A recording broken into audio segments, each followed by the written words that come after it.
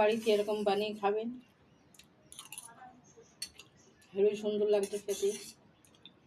দেখুন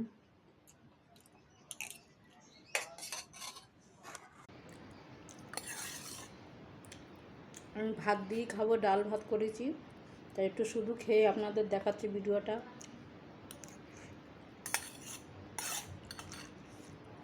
গরম, বিশাল গরম, আপনাদের খেয়ে দেখাচ্ছি আমি রান্না করে। আপনারা ঠান্ডা করে খাবেন, গরম খাবেন না। আমি তো গরম গরম খেয়ে নিচ্ছি। খুবই টেস্টি হয়েছে ভাজাটা, অসাধারণ। পেঁয়াজ, রসুন, চুরনি, কাঁচা লঙ্কা, নুন, হলদি,